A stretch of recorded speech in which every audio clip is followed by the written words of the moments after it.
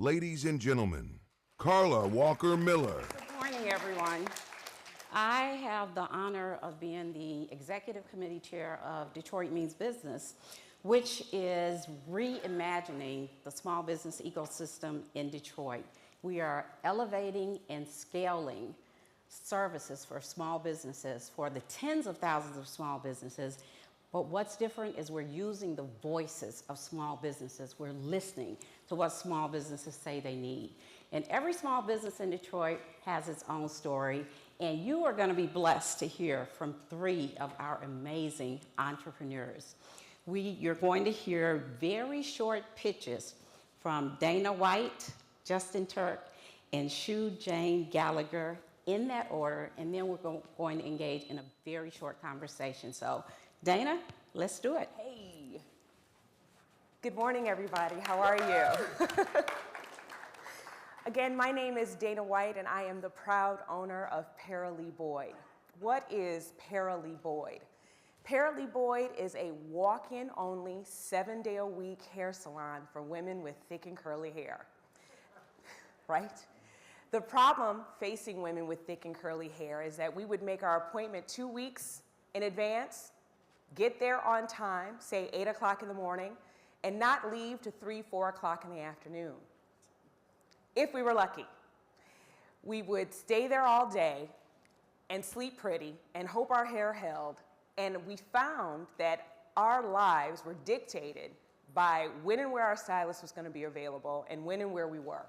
It dictated how active we were or where we went on vacation, even where we went to school. So in 2004, I had the opportunity to live in New York City, and I wanted to get my hair done. So I asked everybody, where do you get your hair done? Where do you get your hair done? And they were very cavalier about it. Well, just go there, or just go there. So Saturday came, and I had an appointment. And my friend said, well, let's get together for brunch. I said, no, can't get together for brunch. I have to get my hair done, because I knew that was going to be an all-day event. Lo and behold, I walked into the salon in Midtown Manhattan at 11 o'clock, and I was done by 12:30, and I couldn't believe it. I stood there thinking something had gone wrong. Over time, I learned that this was a process in Dominican salons. I started working over in the Middle East, and I found that in order to visit my family here in Detroit, I had to get my hair appointment before I got my flight, in the hopes that my flight from Pakistan would coordinate with what time I had to be on 7 Mile and Outer Drive. And if it didn't, I had to call and see if the program officer at the State Department would redo my flight. No. It was becoming too much. And so in 2006, I decided to see if there was a better way.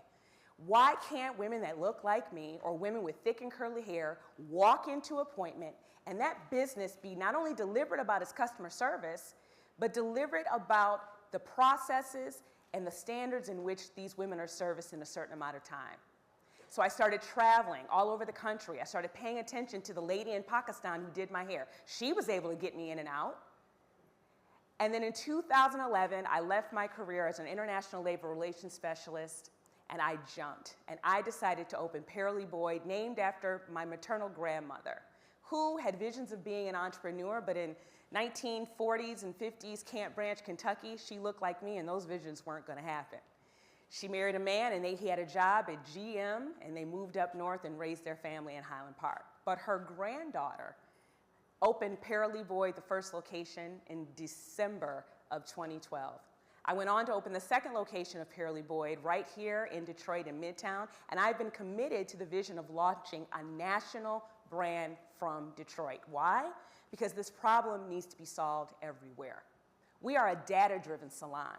We're putting together the technology from another local business, New Foundry out of Ann Arbor, to put together the technology to make sure that we're no longer using our data and looking at everything by hand, that we can use some predictive technology elements to scale. I will now be the first African-American woman to franchise my hair salon nationally, and because of that, I will be on 15 bases globally, and we'll be heading to Germany next month to put salons on bases in Ramstein, Grabomir, and Aviano. I'm realizing my dream to solve this problem for women with thick and curly hair. Thank you, you guys. Thank you, Dana. Thank you. Thank you, Dana. Justin. Good morning. Good morning. My name is Justin Turk. I'm the CEO of Livegistics. We are a construction technology cloud-based platform that connects contractors, transporters, owners, and facilities for landfill waste, recycling, metal processing into one cloud-based platform, allowing them to operate in an efficient manner. So if you look next door to the Little Caesars Arena, before that arena got built, there was 1 million tons of dirt that had to be moved to the landfill. And because of compliance reasons, it's a huge amount of paperwork, whether it's the transporter, whether it's the contractor, whether it's the facility that happen to be waste management. Everybody needs this paperwork on time. There's a lot of liability involved, a lot of labor, a lot of cost. What we did was said there had to be a better way. There had to be a better way to get all this information that everybody needs into one platform so we can use it instantaneously, provide data and metrics to people that matter. So we created a platform, we handed out to contractors who didn't know anything about technology, and we allowed them to operationally maximize their efficiency from day one. Now they have key performance indicators. They've got metrics to understand where they need to pivot, where they need to operate today, how they can be more efficient next week. That was our first iteration, which was our LTS Civil platform. Since then, we've been able to install our Manifest platform, which is our 100% digital application in landfills, in 5 different landfills in 3 states, all owned by Waste Management. So how did I get here with this journey? My background, I'm a 3rd generation entrepreneur in construction. My father, my grandfather once owned the largest minority-owned asphalt paving company in southeastern Michigan, Turks Paving. Unfortunately, I went away from construction and went into computer science, business system operations as an undergrad. Soon coming back to the industry, worked my way all the way up to vice president, chief estimator of the largest minority-owned civil company here in southeastern Michigan. So when you look at the pain points, I understood technology, understood data, and understood metrics, understood machine learning. Combine that with 18 years of on-the-job training, understanding labor, understanding transportation, understanding real-time analytics, understanding the owner's liability in any of these trades, we created a platform that works for both entities instantaneously. I'll be happy to say that that platform is going to be installed in 276 landfills by the end of next year. We've got a national agreement that we're negotiating right now with Waste Management that puts us in places in Pennsylvania, Colorado, California, anywhere in the United States where they are using landfill at Waste Management, they'll be using our platform as an introduction to our software. It also allows us to upsell and transition them to our trucking and operating system that they can use for their day-to-day operations to make their business more efficient. So what does this mean to people outside of construction? This means that construction companies are operating more efficiently, more responsible, with compliance. So those ramifications include reducing carbon filter, eliminating blight because illegal dumping goes away because we hold those contractors responsible. Even here in the city of Detroit, we're talking to the city of Detroit about the blight program and using our platform. We've been in negotiations for over a year. So we're really excited about where Livegistics is going, and that's one small sample size.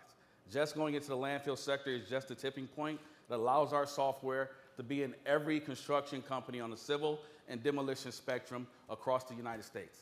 And it started right here in Detroit, and because of that vision, because of those ramifications in construction, I'll be happy to say that our company, small as it is, went up against thousands of applicants this summer in the Black Ambition competition, which companies from California, from New York, brought their visions, brought their entrepreneurial ideas to the table. We won the entire competition, sponsored by Pharrell Williams. We were featured in CNN. We were in Billboard. It was $1 million award, and we're still going with that competition. We're still learning and training and learning to better our business. Thank you for your time. Thank you, Justin. Great job. Great job. Shujane. Hi, everybody. I'm Sujane Gallagher. Delighted to be able to share with you the story of Repella. And I do have a slide deck, a PowerPoint, because I'm an entrepreneur and I travel with a PowerPoint. Thank you very much. The story Repella is about our next generation marine coating, which is our disruptive clean tech innovation. Next slide, please. At Repella, we're on a mission to reduce Great Lakes copper pollution by 100 tons a year.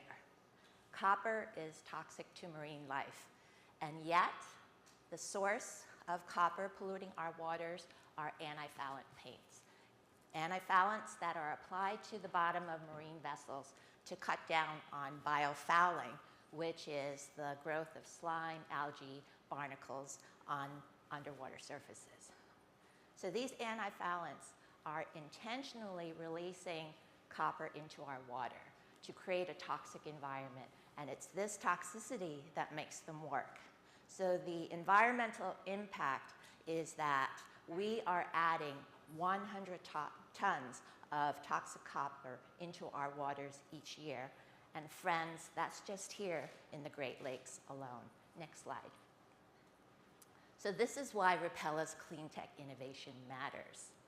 Our marine coating is just as effective against biofouling, but without having to use any toxic copper or other chemicals, harmful chemicals. Our innovation works by creating a protective barrier on the underwater surface. And this barrier essentially acts like a cloak of invisibility, masking the underwater surface from the marine organisms around it. Next slide. So we are the Wayne State spinoff that Mary mentioned earlier this morning. So proud to be here this morning. Our invention came out of the College of Engineering, and it was right here in this building where a team of Wayne State Business School students helped us put together our initial strategy.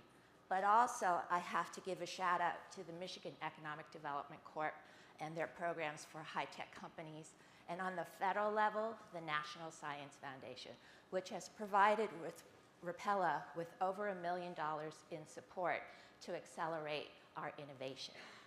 Next slide. So this is our North Star.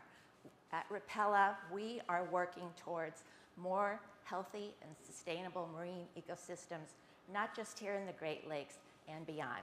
And we hope that you'll join us on this journey. Thank you. Thanks to all three of you.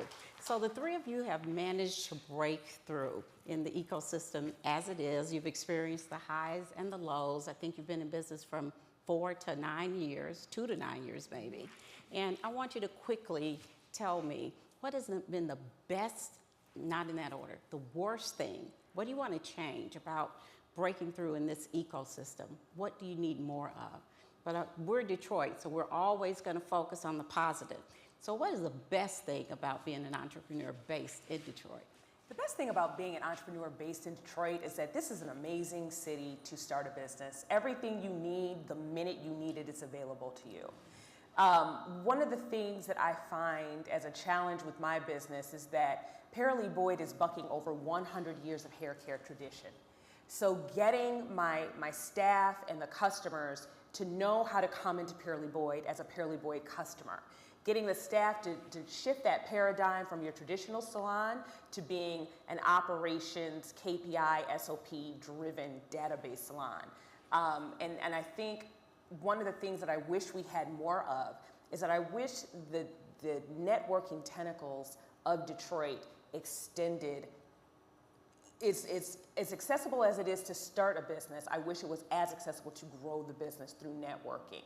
To say, okay, you know, we can, if you need this, we can touch somebody here and touch somebody here. I think that's what's great about this event, is that we're bringing home people that are in remote places that can help entrepreneurs scale their business. With me being the first African-American franchisor of a hair salon, getting ready to have all these military contracts, I wish I could tap somebody from Detroit who could say, you know what, I've done military contracts for retail spaces, and I can help you negotiate your contract as well. You will be able to do just that, Dana. I hope so. You will be. Remember, Detroit means business. What about you, Justin? Best, worst, whichever one you want to focus on. So I'd say best and worst. Simply, we're in the technology space, and we're continuously adding developers to our team. And I'm very committed to the city of Detroit. We have an office right here in Campus Martius. But the reality of it is that software developers are few and far between in this area. It's just not something that is ingrained in us as a skilled trade. We've got developers that are in Ukraine and in Russia. We've got people in Toledo. We've got people in Seattle. But the reality is that when you go overseas, they look at it more as a skilled trade, something that we would attribute to the automotive industry, where you learn it and you start to build and develop under the tutelage of an expert. Well, here you think you need all this education, and what I'd say from a development standpoint, a lot of our developers, I really don't care what college you went to, even though they all went to college and they're educated to some degree. I want to know, are you a full stack developer? Are you working in React? Are you working in JavaScript? So I think changing that ideology in Detroit will help us to help in the technology world. But also, and I'm going to go quickly to Shu Jane, and I'm going to limit you because we're almost out of time. What's the best thing? Let's end hopefully. Well, one of the best things is that Detroit makes space for entrepreneurs to share our story, just like right here at Detroit Homecoming today. Wow, an entrepreneur with a short answer. How about that? But so these are 3 of thousands, tens of thousands of entrepreneurs, and we want you to think about how you can help. They need always money, but they need mentors. They need the benefit of your social capital. They need support. They need opportunities. They need access to everything you can bring. So come join us and help us to reimagine and elevate Detroit's small business ecosystem. Thank you.